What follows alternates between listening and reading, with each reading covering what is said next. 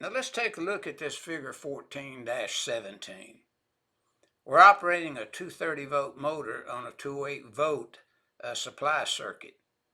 And the characteristics is the first column, plus 10% high or minus 10% low is in the second and third column. Now, if you run, say, a motor, say 10% high, then notice the torque is up 21%. But if you run it, say, 10% low, then it's down 19%. You see there's a trade-off there. Full load speed up, say, if you're plus 10%, it's up 1%. Minus 10%, it's down 2%. Power factor, when you're 10% high, is down 4%. If you're 10% below, then it's up 3%. The full load current is down 7% and up 11% based upon high or low.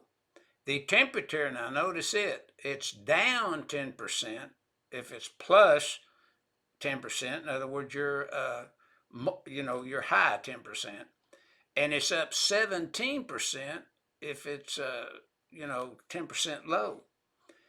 The maximum overload is up 21%, and then it's down 19%.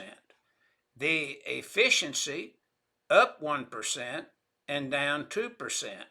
Now, more facts about this can be found also when you look at your figure 16-13 and chapter 16 of Stallcup's generator transformer motor and compressor book. And when we know that there's more information that's pertinent to what you're doing, we'll refer you to a figure to give you more help so that you don't have to run across it accidentally. You'll know you need to go there.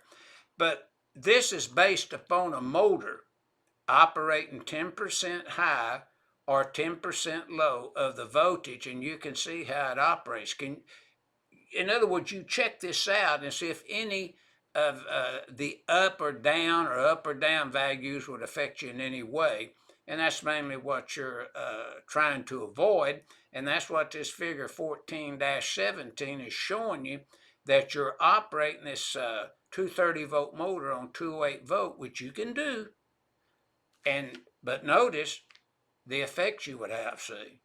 So keep that in mind based upon the being operated 10% high or 10% low. And that's what this figure 14-17 is showing you, how it will change the characteristics of the motor.